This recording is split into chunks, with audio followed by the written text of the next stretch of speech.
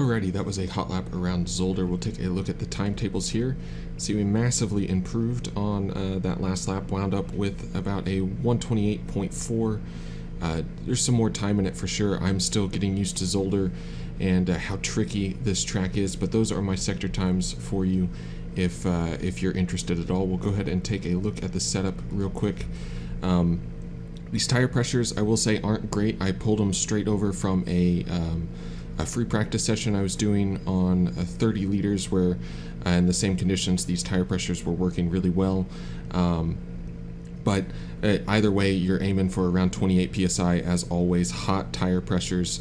So adjust them as you need to for your track conditions. Other than that, pretty much I wouldn't change too much on the tires at all. Cambers are dropped down a little bit to give a little bit better braking performance, shorter braking zones. It's something I was struggling with in this car. Surprisingly, it's normally very good on the brakes. These are the electronic settings I was using. Feel free to adjust them for your track conditions and your comfort level. Definitely play with these. And don't be afraid to. We were doing this on the 2 for the brake pad compound.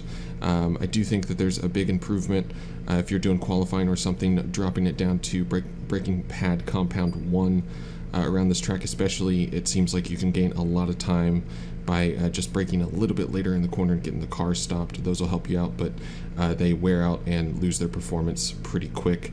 On the suspension side of things, so this is a bit of a compromise.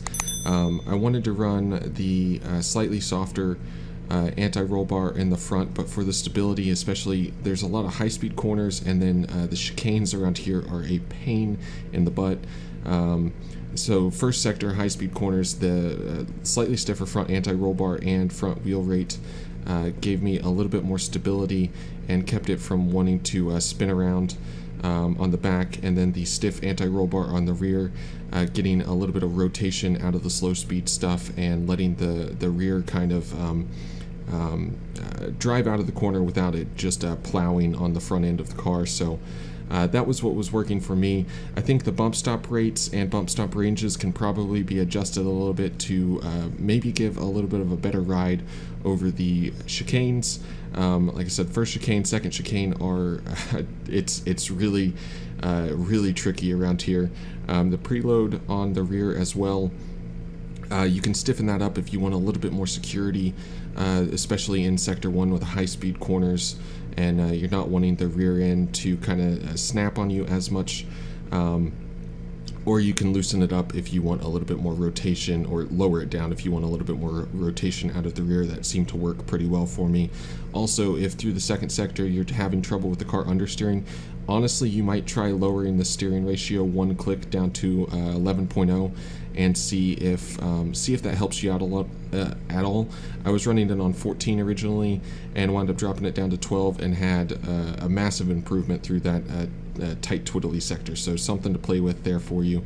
On the dampers, this is basically just to keep the car controlled. I tried to set up it's mostly fast bump and fast rebound is what I was really working on, to try and get the car to stop hopping, but also not feel like you just hit a brick wall whenever you bounce over those curbs in the chicane. Like I said, I do think there's room for improvement here as well. So if you come up with some settings to help out with the chicanes, let us know down in the comments below. Honestly, it'd help us all out. This car just doesn't seem to like them too much at all, but it is what it is. On the aero side of things, we got everything maxed out here. So max front splitter, max rear wing. I've raised the ride height up to 60 millimeters. We are giving up a little bit on the front end, and that's why I'm running 5 on the splitter as well. Raising it up to 60 though. Any higher, I lost too much performance for me to really want to raise it up more. But at 60, I was able, especially like the last chicane around the track, really hop over and attack those curbs, and the car felt pretty nice doing it. It's still not necessarily the most comfortable in the world, but it was much improved over the curbs, and ultimately I felt like it gave you a little bit more flexibility, made it a little bit easier to drive, and also if you get the line right, lets you use some more of the track and therefore go faster. On the rear ride height, it's just trying to to counter too much rotation versus just having a boatload of understeer on the car. So a little bit more rear ride height will give you some more rotation. It might want to, the back end might want to change positions with the front if you raise it up any. For me, it was, I was on 84, 85 millimeters on the rear, and it was just too much rotation for me to handle, especially in the first sector. But any lower than about 80, and the car just doesn't want to rotate anymore. So you could try and balance that with wing, but you got to remember the wing is going to be consistent downforce. It's really keeping you stable throughout the entire track.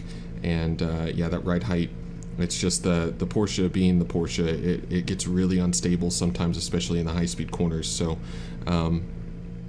just something to play with there if you want. And obviously the brake ducts, if you're overheating, your tires, your pressures are getting out of control, your brakes, whatever the conditions you may need to be, opening those up or closing those down depending on that. So as always, I hope you guys enjoyed the setup. If you do anything to make it any better, feel free to share it in the comments below. Help me out, help everybody else out. It is definitely appreciated.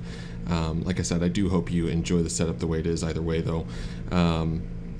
As always, thank you so much for stopping by. If you did like the video, make sure to give it a like, subscribe if you want to see more content like this, and until next time, bye-bye.